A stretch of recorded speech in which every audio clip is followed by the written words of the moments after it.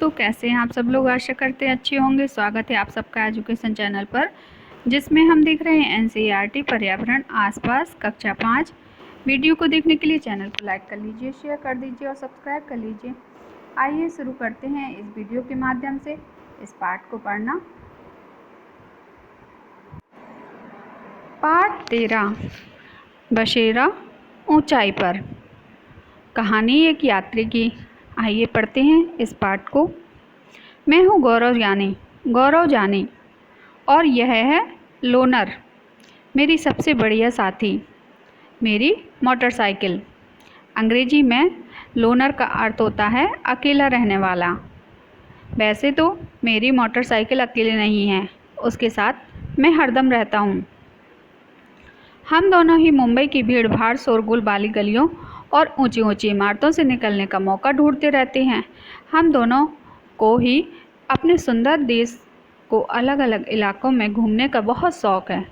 आज मैं तुम्हें सुनाता हूँ एक अद्भुत कहानी, दुनिया के सबसे ऊंचे रास्तों का पर मोटरसाइकिल यात्रा। कैसे की ये तैयारी?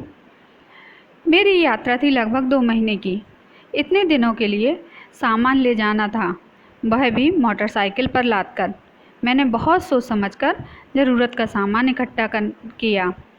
रहने के लिए टेंट, बिछाने के लिए प्लास्टिक की सीट और स्लीपिंग बैग, गर्म कपड़े, काफ़ी दिन तक खराब ना होने वाला खाना, कैमरा, पेट्रोल रखने के लिए डिब्बे इत्यादि भी। मैं मुंबई से निकला। महाराष्ट्र, गुजरात और राजस्थान के छोटे बड़े शहरों से होता हुआ दिल्ली पहुंचा।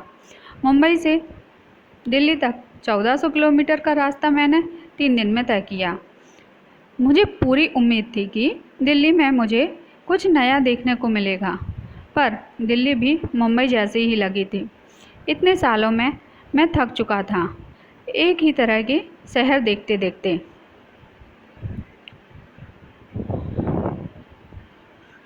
एक जैसे घर, सीमेंट, ईंट, कांच, स्टील के बने हुए। आने वाले दिनों के बारे में सोचकर मैं बहुत ही उत्सुक था। मेरी कल्पना थी कि मुझे देखने को मिलेंगे लकड़ी के घर, ढलवा छत वाले बर्फ़ के घर, बिल्कुल वैसे जैसे मैंने किताबों में देखे थे।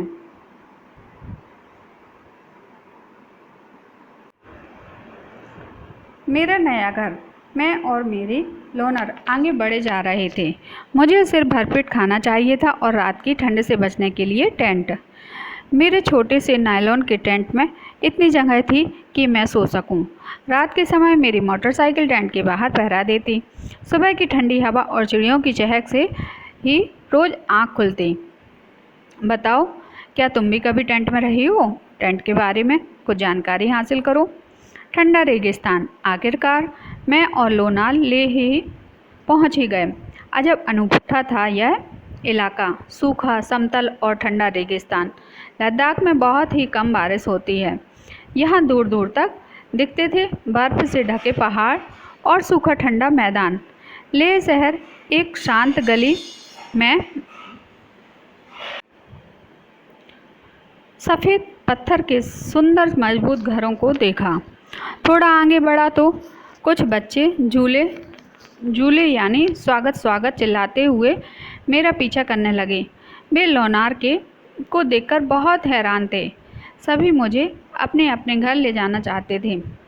ताशी के घर पर ताशी का जोर चला और वह मुझे खींचकर अपने घर ले गया।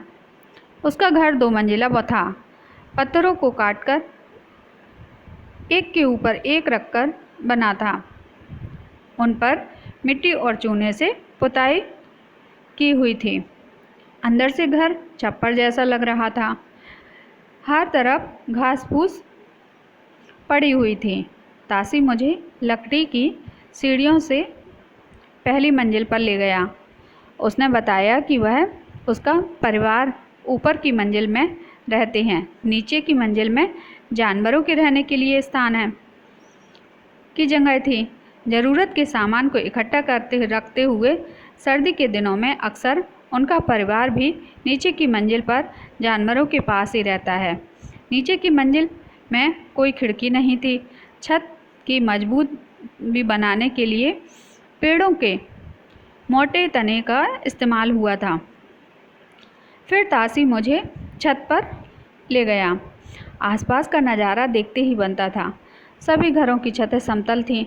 कहीं लाल मिर्ची सूखने को फैली हुई थी तो कहीं सीताफल और मक्का। किसी छत पर धान के ढेर लगे थे तो किसी पर उपले सूख रहे थे। तासी ने बताया कि छत उनके घर के सबसे महत्वपूर्ण हिस्सा है। यहाँ गर्मियों की तेज़ धूप में भी बहुत सारी फल सब्जी सुखा ली जाती है। ये ठंड के दिनों में इस्तेमाल होती है। जब फल सब्जी नहीं मिल पाती तो सोचो किन महीनों में होता होगा और क्यों। वहाँ खड़ा मैं सोच रहा था कि किस तरह के उनके घर का हर हिस्सा एक ख़ास सोच से बनाया गया था, बिल्कुल वहाँ के मौसम और लोगों की ज़रूरत के अनुकूल। मुझे यह समझने में देर नहीं लगी। मैं मोटी मोटी दीवारें, लकड़ी के फर्श और लकड़ी की छत ही ठंड से बचाते हैं, इसलिए वहाँ इन चीज़ों का प्रयोग किया जाता होगा। तासी के इलाके के लोगों को सर्दियों में नीचे की मंजिल पर रहते हैं, वे ऐसा क्यों करते होंगे? घरों की छत कैसी है? तुम्हारे यहाँ छत किन किन कामों के लिए इस्तेमाल की जाती है? सोचो ज़रा इसके बारे में। दुनिया की चोटी पर लोगों का बसेरा। अब समय था आगे बढ़ने का। टेढ़े मेढ़े सकरे पहाड़ी रास्तों से होते हुए मैं बहुत ऊंचाई पर जाता जा रहा था। कहीं सड़क तो कहीं बड़े बड़े पत्थर। लोनर का चलना मुश्किलों से भरा था। अब मैं चांगथांग इलाके की ओर बढ़ रहा था। लगभग 5000 मीटर की ऊंचाई पर बना यह मैदानी इलाका बिल्कुल सुनसान और पथरीला था। इतनी ऊंचाई पर सांस लेने में मुश्किल हो रही थी। मेरे सिर में दर्द होने लगा और बहुत कमजोरी महसूस होने लगी। फिर धीरे धीरे ऐसी हवा में सांस लेने की आदत सी पड़ गई थी। मैं कई दिनों तक यहाँ मोटरसाइकिल पर घूमता रहा, लेकिन दूर दूर तक कोई भी दिखाई नहीं पड़ता था। ना ही कोई पेट्रोल पंप, ना मैकेनिक। सिर्फ दूर दूर तक फैला नीला आसमान और पहाड़ों के बीच बहुत से तालाब। कई रातों और कई दिनों बीत गए। मैं अकेला ही बढ़ता रहा। फिर एक दिन अचानक मेरे सामने बड़ा सा हरा मैदान और उसमें चरती भेड़ बकरियां। थोड़ी ही दूरी पर मुझे कुछ टेंट दिखाई दिए। मैं हैरान था कि इस सुनसान इलाके में ये कौन लोग रहते हैं और क्या कर रहे हैं। पता करो ज़रा इन प्रश्नों के बारे में। चांगपा, वहाँ मैं मिला नामग्याल से। उन्हीं से मुझे चांगपा के बारे में पता चला। इतने बड़े इलाके में सिर्फ 5000 लोग चांगपा घुमंतु लोग हैं, जो हमेशा एक ही जगह पर नहीं रहते। अपनी भेड़ बकरियों के झुंड को लेकर पहाड़ों में हरे मैदानों की खोज में घूमते रहते हैं। इन्हीं जानवरों से इन्हें अपनी ज़रूरत का सामान मिल जाता है। दूध, मांस, टेंट के लिए चमड़ा, स्वेटर और कोट के लिए ऊन आदि। भेड़ बकरियां ही इनकी सबसे बड़ी पूंजी हैं। जितनी भेड़ बकरियां उतना ही ऊंचा परिवार का स्तर। चांगपा खास तरह की बकरियों को पालते हैं, जिनके बालों से दुनिया में मशहूर पश्मीना ऊन बनती है। जितनी ठंडी और ऊंची जगह होगी, इन बकरियों के बाल भी उतने ही ज़्यादा और नरम होंगे। इसलिए चांगपा इतने मुश्किल हालात में भी इतनी ऊंचाई पर रहना पसंद करते हैं। यही है इनकी ज़िंदगी। मैं मोटरसाइकिल पर तो अपना थोड़ा ही सामान लाया था, लेकिन ये लोग अपना पूरा घर और सामान घोड़े और याक पर लाद कर घूमते हैं। जब आगे बढ़ना हो तो ये सिर्फ 2.5 घंटे में अपना डेरा समेट कर निकल पड़ते हैं। जहाँ ठहरना हो वहाँ कुछ ही देर में अपना टेंट गाड़ लेते हैं और तैयार हो जाता है इनका घर। आपका स्वागत है, कहते हैं नामग्याल। मुझे बहुत बड़े तिकोने टेंट में ले गया। ये अपने टेंटों के रेवो कहते हैं। याक और बालों से बुनाई करके चांगपा पट्टियाँ बनाते हैं, जिन्हें सिलकर जोड़ लेते हैं। ये बहुत मजबूत होती हैं और गर्म भी। मैंने देखा कि ये दुनिया में मशहूर पश्मीना माना जाता है कि एक पश्मीना शॉल में 6 स्वेटर के बराबर गर्मी होती है। इतनी गर्म पर मोटी बिल्कुल नहीं। यह पश्मीना बनता है पहाड़ी बकरियों की खास नस्ल से, जो लगभग 5000 मीटर की ऊंचाई पर रह सकती हैं। यहाँ सर्दियों में तापमान 0 डिग्री सेंटीग्रेड से भी -40 डिग्री सेंटीग्रेड तक चला जाता है। इतनी सर्दी से बचने के लिए बकरियों के शरीर पर बहुत ही बारीक और नरम बाल उग आते हैं, जो गर्मी में झड़ जाते हैं। ये बाल बहुत ही पतले होते हैं। इन पतले बालों की बकरियों के 6 बाल मिलाकर तुम्हारे सिर के एक बाल की मोटाई के बराबर होंगे। इसलिए पश्मीना शॉलों को मशीनों द्वारा नहीं बुना जा सकता। इनकी बुनाई हाथों से करनी होती है, खासकर बुनकर होते हैं। अगर एक बुनकर 250 घंटे बुनाई करे, तब जाकर एक साधारण पश्मीना शॉल तैयार होती है। इतनी मेहनत सोचो, अगर डिजाइन वाली शॉल बुननी हो तो कितने दिन लगेंगे। पट्टियाँ 9 डंडियों के सहारे जमीन में बंधी थीं। टेंट लगाने के से पहले जमीन में 2 फुट गड्ढा गहरा खोदते हैं, फिर गड्ढे के आसपास की ऊंचाई जमीन पर टेंट लगाते हैं। टेंट में घुसने पर मैंने पाया कि वह खूब ऊंचा था और मैं आराम से सीधा खड़ा हो सकता था। अपने टेंट में मैं ऐसा नहीं कर पाता था। रेवो के अंदर मेरे मुंबई वाले फ्लैट के कमरे जितना बड़ा था। 2 लकड़ी के बड़े बड़े डंडों के सहारे खड़ा था। रेवो के बीचों बीच एक खुला छेद था, जहाँ से चूल्हे का धुआं बाहर जा सके। नामग्याल ने बताया कि इनके टेंट का डिजाइन 1000 साल में से भी पुराना है।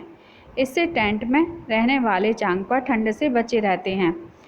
ठंड भी कैसी, सर्दियों में यहाँ का तापमान 0 से भी कई डिग्री नीचे चला जाता है और हवा भी बहुत तेज चलती है।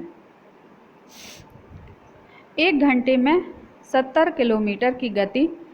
सोचो, अगर तुम अपने गांव से बस में बैठकर वह इसी गति से चलो तो तुम 1 घंटे में कहाँ पहुँच जाओगे। रेबो के पास ही भेड़ बकरियों को रखने के लिए जगह बनी थी। इसे चांगपा लेखा कहते हैं।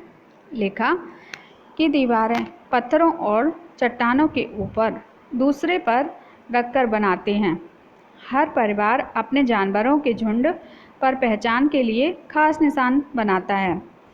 रोज़ सुबह झुंड को लेखा से बाहर निकालकर गिनकर चराने के लिए ले जाना और ठीक से वापस लाना वहाँ की औरतों और जवान लड़कियों का रोज़ का काम है। चांगपा लोगों की ज़िंदगी पूरी तरह इन जानवरों से जुड़ी है। क्या कोई जानवर तुम्हारी ज़िंदगी का हिस्सा है, जैसे तुम्हारा कोई पालतू जानवर या खेती में इस्तेमाल किए जाने वाला जानवर इत्यादि। ऐसे 5 उदाहरण सोचो, लिखो जानवर तुम्हारी ज़िंदगी में कैसे जुड़े हैं, पता करो। तुमने पढ़ा कि चांगथांग इलाके में तापमान 0 डिग्री सेंटीग्रेड से भी काफ़ी कम हो जाता है। टीवी या अखबार में देखकर बताओ कि कौन कौन से शहर जिनका तापमान 0 डिग्री सेंटीग्रेड से कम हो जाता है। वे शहर भारत के हो सकते हैं या किसी और देश के भी। किन महीनों में तुम्हें ऐसे तापमान की खबरें देखने को मिलेंगी? श्रीनगर की ओर। मैंने कुछ दिन इन लोगों के साथ बिताए। ना चाहते हुए भी मैं आगे तो बढ़ना ही था। लेह से वापसी की यात्रा मुझे इस अनोखे इलाके से दूर एक दूसरी दुनिया में ले जाने वाली थी। लेह से वापस आते समय मैंने श्रीनगर की ओर का रास्ता पकड़ा। कारगिल से होता हुआ फिर श्रीनगर पहुंचा। रास्ते में मैंने कई तरह के घर और अद्भुत इमारतें देखी। फिर कुछ दिनों मैं श्रीनगर में रहा। वहाँ के अलग अलग घरों को देखकर मैं हैरान था। इन घरों में मेरा दिल जीत लिया। कोई पहाड़ पर तो कोई पानी में, तरह तरह के घर में लोग रहते हैं, तरह तरह के घरों में लोग रहते हैं। इन घरों के मैंने कई फ़ोटो खींच लिए। ये फ़ोटो तुम भी देख सकते हो। कितने सुंदर घर बने हुए हैं पानी के अंदर। अपने सफ़र की शुरुआत पर निकलने से पहले मैंने कभी सोचा न था कि एक ही राज्य में मुझे इतनी तरह के घर और लोगों के रहन सहन के तरीके देखने मिलेंगे। लेह में एक अनुभव था दुनिया की चोटी पर रहने का, और श्रीनगर में अनुभव था पानी में रहने का। और इन इलाकों में घर भी ऐसे खास थे जो वहाँ के मौसम के अनुकूल थे। वापसी का समय, फिर आगे बढ़ने का समय आ गया। इस बार जम्मू कश्मीर शहर से होते हुए जाना था। अब फिर वैसे ही घर दिखे जिन्हें देखकर मैं बड़ा हुआ हूँ। वही सीमेंट, ईंट, कांच और स्टील। इस बारे में कोई दो राय नहीं कि ये मजबूत और टिकाऊ हैं, पर इनमें उन घरों जैसी खासियत नहीं थी जो मैंने खुशकिस्मती से लेह और श्रीनगर में देखे। फिर से उतना ही लंबा वापसी का सफ़र करके मैं और लोनर मुंबई पहुंचने ही वाले थे। मुंबई शहर की भीड़भाड़ वाली सड़कों पर लोनर वापस नहीं आना चाह रही थी। मेरा मन भी भारी हो रहा था, पर अंदर से तो दिल में एक खुशी थी। इतना कुछ अनोखा और नया मैं अपनी यादों और अपने कैमरे में कैद कर लाया था। यह अंत थोड़े ही हैं, मैं और मेरी मोटरसाइकिल। फिर जब इस शहर से ऊब जाएंगे तो निकल पड़ेंगे एक नए सफ़र पर। देखो और बताओ। देखो, जम्मू कश्मीर में अलग घर जो कि वहाँ के लोगों की ज़रूरत और मौसम के अनुरूप बनाए जाते हैं। आप देख सकते हैं इस चित्र के माध्यम से श्रीनगर के घर एक नज़र में। श्रीनगर के में बाहर से आए कई टूरिस्ट हाउस बोट में रहते हैं। हाउस बोट 80 फुट तक का लंबे होते हैं और बीच से इनकी चौड़ाई 8-9 फुट तक होती है। बोट की तरह बने लकड़ी के डोंगे पानी पर तैरते रहते हैं। श्रीनगर की डल लेक और झेलम नदी में इन डोंगों में कई परिवार रहते हैं। मकान की तरह इन डोंगों में भी अलग अलग कमरे होते हैं। ऐसे ही देखो इसमें क्या होता है। हाउस बोट और कई बड़े घरों के अंदर की छत पर लकड़ी की सुंदर नक्काशी। इनमें एक खास डिजाइन ख़त्म बंद है जो जिक्सा पजल जैसा दिखता है। देख सकते हैं आप इसको, सर्किल में बनी हुई डिजाइन को। ये लकड़ी पर डिजाइन बनाई गई जाती है और इसको ख़त्म बंद कहते हैं, और जो देखने में जिक्सा पजल जैसी लगती है। पत्थरों को काटकर एक के ऊपर एक रखकर बनाए गए घर कश्मीर के गांवों में दिखते हैं। पत्थरों के ऊपर मिट्टी की पुताई की जाती है और लकड़ी का भी इस्तेमाल किया जाता है। इन घरों की छत ढलवा होती है। देख सकते हैं आप इस चित्र में। यहाँ के पुराने घरों की खासियत है कि ये जालीदार खिड़कियों के बाहर की ओर उभरी हुई होती हैं। इन्हें डब कहते हैं। इनमें बैठकर बाहर का नज़ारा बढ़िया दिखता है। ऐसे ही और देखिए, यहाँ के पुराने घरों की खासियत है कि पत्थर, ईंट, लकड़ी को मिलाकर बनता है। घरों के दरवाजे, खिड़कियाँ पर डिजाइनदार मेहराब बने हुए होते हैं। अब इन प्रश्नों को करने की कोशिश कीजिए। क्या तुम्हारे इलाके में भी अलग अलग तरह के घर होती हैं? अगर हाँ, तो उसका कारण सोचो। तुम्हारे घर में क्या कोई ख़ास बात है? जैसे ज़्यादा बारिश होती है तो ढलवा छत, या बड़ा बरामदा जहाँ गर्मी में सोते या धूप में कुछ सुखाते हो। अपने घर के बारे में सोचो। घर बनाने के लिए किन किन चीज़ों का इस्तेमाल हुआ है? मिट्टी, पत्थर, लकड़ी या सीमेंट? अपने घर का खास चित्र दिखाओ, सोचो और लिखो। इन प्रश्नों के बारे में अंदाज़ा लगाओ ज़रा, क्या हो सकता है। तुमने जम्मू कश्मीर की तरह बसेरे के बारे में पढ़ा, कुछ ऊंचे पहाड़ पर, कुछ पानी में, कुछ जिनमें लकड़ी और पत्थर पर सुंदर डिजाइन हैं, कुछ जिन्हें बांधकर किसी और जगह भी ले जाया जा सकता है। बताओ, यह बसेरे वहाँ के लोगों की ज़रूरत के हिसाब से कैसे बने हैं? यह घर तुम्हारे घर से कैसे अलग हैं? सोचो ज़रा इसके बारे में। प्रश्न पहला, नक्शे को देखकर बताओ कि मुंबई से कश्मीर जाने के रास्ते में कौन कौन से राज्य आए होंगे। उत्तर है, मुंबई से कश्मीर जाने के रास्ते में महाराष्ट्र, गुजरात, राजस्थान, हरियाणा, पंजाब, हिमाचल प्रदेश तथा जम्मू कश्मीर राज्य आए होंगे। प्रश्न है, गौरव जाने मुंबई से दिल्ली तक के सफ़र के रास्ते में जिन जिन राज्यों से गुजरे उनकी राजधानी का नाम पता करो। क्या और भी कोई बड़ा शहर रास्ते में आया होगा?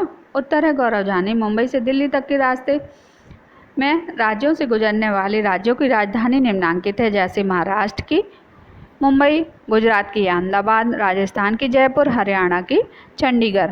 और उसके रास्ते में कई बड़े शहर आए, इनमें से हैं अहमदाबाद, जयपुर, चंडीगढ़ आदि कुछ बड़े शहर हैं। प्रश्न है, मनाली मैदानी इलाका है या पहाड़ी? वह शहर कौन से राज्य में है? उत्तर है, मनाली एक पहाड़ी इलाका है, यह हिमाचल प्रदेश में। प्रश्न है, क्या तुम कभी टेंट में रहे हो? कहाँ, कैसा अनुभव था? उत्तर है, हाँ मैं टेंट में रहा हूँ। जब मैं एक बार स्कूल की तरफ से कैंपिंग के लिए क्रम में कुल्लू गया था, वहाँ पर मेरे लिए बहुत ही रोमांचकारी अनुभव था। प्रश्न है, मान लो तुम्हें अकेले पहाड़ पर 2 दिनों तक एक टेंट में रहना है और तुम अपने साथ केवल 10 चीज़ें ले जा सकते हो। उन 10 चीज़ों की सूची बनाओ जो तुम ले जाना चाहोगे। उत्तर है, यदि मुझे अकेले पहाड़ पर 2 दिन तक टेंट में रहना पड़े तो मुझे अपने साथ केवल 10 चीज़ें साथ ले जानी हैं, तो मैं निम्नलिखित चीज़ों में इसको साथ ले जाना चाहूँगा, जैसे कपड़े, स्वेटर, कंबल, टॉर्च, डिब्बाबंद खाना, पानी, स्टोव, मच्छर, अगरबत्ती और जूते और कैमरा। प्रश्न है, तुमने किस किस तरह के घर देखे हैं, उनके बारे में बताओ, चित्र बनाओ। उत्तर है, मैंने कई तरह के घर देखे हैं, जिनमें से कुछ निम्नलिखित हैं। घर, बांस, सूखी पत्तियां तथा मिट्टी के से बना मकान, ईंट, पत्थर, सीमेंट से बना मकान, बांस से बना मकान। ये देख सकते हैं आप चित्र के माध्यम से कि कौन से घर कैसे किससे बने हुए हैं। अगला प्रश्न है, तासी के इलाके के लोग सर्दियों में नीचे की मंजिल पर रहते हैं, वे ऐसा क्यों करते हैं? उत्तर है, नीचे की मंजिल में कोई खिड़की नहीं होती है। खिड़की नहीं होने के कारण नीचे की मंजिल का मकान गर्म रहता है, इसलिए तासी के इलाके में लोग सर्दियों में नीचे की मंजिल में रहते हैं। प्रश्न है, तुम्हारे घर की छत पर कैसी है? तुम्हारे यहाँ छत किन किन कामों के लिए इस्तेमाल होती है? उत्तर है, मेरे घर की छत सपाट है तथा सीमेंट ईंटों से बनी है। हम लोग छत का बहुत उपयोग करते हैं, कपड़े सुखाने, अनाज और खाद्य सामग्रियों को सुखाने, धूप सेकने और गर्मियों में रात में सोने के लिए। प्रश्न है, तुम जिस इलाके में रहते हो वह कितनी ऊंचाई पर है? उत्तर है, मैं मुंबई में रहता हूँ, यह समुद्र से 220 मीटर की ऊंचाई पर है। प्रश्न है, गौरव जानी को ऐसा क्यों कहा, इतनी ऊंचाई पर सांस लेने में भी मुश्किल हो रही है? उत्तर है, ज़्यादा ऊंचाई पर हवा पतली हो जाती है, जिसके कारण ऑक्सीजन का स्तर कम हो जाता है, इसलिए वहाँ ऑक्सीजन कम होने के कारण सांस लेने में कठिनाई होती है, इसलिए गौरव जानी को इतनी ऊंचाई पर सांस लेने में मुश्किल हो रही थी, ऐसा कहा। प्रश्न है, तुम कभी पहाड़ी इलाके में गए हो? कहाँ? उत्तर है, मैं कुल्लू जो एक पहाड़ी इलाका है में गया हूँ। प्रश्न है, वह कितनी ऊंचाई पर था? क्या वहाँ सांस लेने में तुम्हें परेशानी आई? उत्तर है, कुल्लू समुद्र तल से लगभग 2000 मीटर की ऊंचाई पर है, वहाँ मुझे सांस लेने में थोड़ी परेशानी हुई। प्रश्न है, तुम ज़्यादा से ज़्यादा कितने ऊंचाई पर तक गए हो? उत्तर है, मैं सबसे ज़्यादा ऊंचाई वाले जगह रोहतांग पास गया हूँ। यह समुद्र से 4000 मीटर की ऊंचाई पर है। प्रश्न है चांगपा, लोगों की ज़िंदगी पूरी तरह इन जानवरों से जुड़ी है। क्या कोई जानवर तुम्हारी ज़िंदगी का हिस्सा है, जैसे तुम्हारा कोई पालतू जानवर या खेती में इस्तेमाल किए गए जानवर? उत्तर है हाँ, एक जानवर है जो मेरी ज़िंदगी का एक महत्वपूर्ण हिस्से जैसा है। वह है मेरा पालतू कुत्ता, जिसका नाम है टॉमी। प्रश्न है ऐसे 5 उदाहरण सोचो और लिखो कि जानवर तुम्हारी ज़िंदगी से कैसे जुड़े हैं। उत्तर है जानवर निम्नलिखित तरीके से हमारी ज़िंदगी से जुड़े हैं। कुत्ता आदमी का सबसे अच्छा तथा वफादार दोस्त है। यह हमारे घरों की रक्षा करता है। गाय आदमी के दूध का एक मुख्य एवं महत्वपूर्ण स्रोत है। भैंस भी दूध के लिए मुख्य रूप से महत्वपूर्ण स्रोत है। बैल खेती के और गाड़ियों को खींचने के लिए महत्वपूर्ण जानवर है। घोड़ा भी अनादिकाल से आदमी का दोस्त रहा है। यह गाड़ियों को खींचने तथा एक जगह से दूसरी जगह जाने में आने में महत्वपूर्ण साधन है। पता करो, तुमने पढ़ा कि चांगथांग इलाके में तापमान 0 डिग्री से कम हो जाता है। टीवी या अखबार को देखकर बताओ कि कौन से शहर हैं जिनका तापमान 0 डिग्री से भी कम हो जाता है। वे शहर भारत के हो सकते हैं या किसी और देश के भी। किन महीनों में तुम्हें तापमान कम होने की खबर देखने मिलती है? उत्तर है शिमला, लद्दाख, लेह आदि भारत के कई ऐसे शहर हैं जहां तापमान शून्य से भी कम हो जाता है। भारत के बाहर अन्य देशों में कई देश ऐसे हैं जहां तापमान शून्य से भी कम रहता है, जैसे ओटावा, मिनेसोटा इत्यादि। कई जगहों पर तापमान शून्य से कम रहने की खबरें प्रायः दिसंबर से जनवरी के महीने में देखने मिलती हैं। प्रश्न है देखो, जम्मू कश्मीर में अलग अलग तरह के घर हैं जो कि वहाँ के लोगों की ज़रूरत और मौसम के अनुरूप बनाए जाते हैं। क्या तुम्हारे इलाके में अलग अलग तरह के घर हैं? अगर हाँ, तो इसके कारण सोचो। उत्तर है हाँ, मेरे इलाके में भी कई तरीके के घर हैं, जैसे शहरों में बहुमंजिला इमारतें जो मध्यम वर्गीय लोगों के बजट के अनुसार बनते हैं। कई बड़े घर तथा बंगले हैं जहां धनाढ्य लोग रहते हैं। इसके अलावा टीन की छत और दीवारों वाली घर भी हैं जहां मजदूर वर्ग के लोग रहते हैं। वहीं ग्रामीण इलाके में घास तथा सूखी पत्तियों के घर बनाए जाते हैं जो काफ़ी सस्ते होते हैं।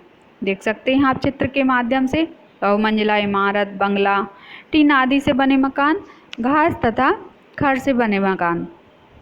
प्रश्न है तुम्हारे घर में क्या कोई खास बात है, जैसे ज़्यादा बारिश होती है तो ढलवा छत या बड़ा बरामदा जहां गर्मियों में सोते हो और धूप में कुछ सुखाते हो? उत्तर है हाँ, मेरे घर में एक छत है जिसका उपयोग अनाज, कपड़े आदि सुखाने और जाड़े के मौसम में धूप सेकने तथा गर्मियों के मौसम में रात में सोने के लिए है। प्रश्न है अपने घर के बारे में सोचो। घर बनाने के लिए किन किन चीज़ों का इस्तेमाल हुआ है? मिट्टी, पत्थर, लकड़ी या सीमेंट? अपने घर की खास बात चित्र द्वारा बताओ। तो आप चित्र बना सकते हैं। उत्तर है मेरे घर को बनाने में सीमेंट, ईंट तथा लोहे की छड़ों का उपयोग किया गया है। मेरे घर की छत काफ़ी उपयोगी है जिसका उपयोग हम लोग कई चीज़ों को सुखाने और गर्मियों में सोने के लिए करते हैं। प्रश्न है इस चित्र को देखो, क्या इसमें कुछ घर पहचान पा रही हो? ये लकड़ी और मिट्टी के घर हैं जिनमें सर्दियों में कोई नहीं रहता। गर्मियों में बकरवाल लोग यहाँ रहने आते हैं। जब भी बकरियों को चराने के लिए पहाड़ों की ऊंचाई पर ले जाते हैं। तो देखिए चित्र के माध्यम से। उत्तर है हाँ, मैं इन घरों को पहचान पा रहा हूँ। ये घर काफ़ी ऊंचाई वाले इलाकों में बने हैं जहाँ गर्मियों में बकरवाल लोग रहने आते हैं। जब वे बकरियों को चराने के लिए पहाड़ों पर ले जाते हैं। प्रश्न है अंदाज़ा लगाओ, बकरवाल लोग और चांगपो लोगों की ज़िंदगी में कौन कौन सी बातें मिलती जुलती हैं? और क्या फ़र्क है? उत्तर है बकरवाल और चांगपा लोगों की ज़िंदगी मिलती जुलती बातें हैं। दोनों जम्मू कश्मीर के पहाड़ों में रहती हैं। दोनों जगह से दूसरी जगह घूमते रहती हैं। दोनों बकरियां, याक, भेड़ आदि तरह के जानवरों पर निर्भर हैं। वे ऊन आदि बेचकर अपनी जीविका चलाते हैं। बकरवाल और चांगपा लोगों में अंतर है। बकरवाल लोग बहुत तरह की बकरियों और भेड़ों को पालते हैं तथा किसी स्थान पर चारे के लिए ले जाते हैं। बकरवाल लोग कम ऊंचाई वाली पहाड़ियों पर रहते हैं, जबकि चांगपा लोग विशेष तरह की बकरियों को पालते हैं। चांगपा लोगों की भेड़ जो ज़्यादा ऊंचाई पर रहती हैं, ज़्यादा मुलायम तथा अच्छी किस्म की ऊन देती हैं। चांगपा लोग ज़्यादा ऊंचाई वाले पहाड़ों में रहते हैं। हम क्या समझे? तुमने जम्मू कश्मीर के तरह तरह के बसेरों के बारे में पढ़ा। कुछ ऊंचे पहाड़ पर और कुछ पानी में और कुछ जिनमें लकड़ी पत्थर पर समुद्र सुंदर डिजाइन है। कुछ जिन्हें बांधकर किसी और जगह भी ले जाया जा सकता है। बताओ जरा। प्रश्न है, यह बसेरे वहाँ के लोगों की ज़रूरत के हिसाब से कैसे बने हैं? उत्तर है, मैंने जम्मू कश्मीर के अलग अलग तरह के घरों के बारे में पढ़ा। सभी तरह के घर वहाँ के निवासियों की ज़रूरत के अनुरूप बने हैं। उत्तर है, पर नाव पर बने घरों में सभी सुविधाएं रहती हैं जो वहाँ के आने वाले लोगों की ज़रूरतों को पूरा करते हैं। पत्थर तथा लकड़ियों पर बने घरों में उसमें रहने वाले लोगों की ठंड से रक्षा करते हैं। चांगपा लोगों द्वारा बनाए गए टेंट जैसे घर उनकी घुमक्कड़ जिंदगी के लिए उपयुक्त हैं।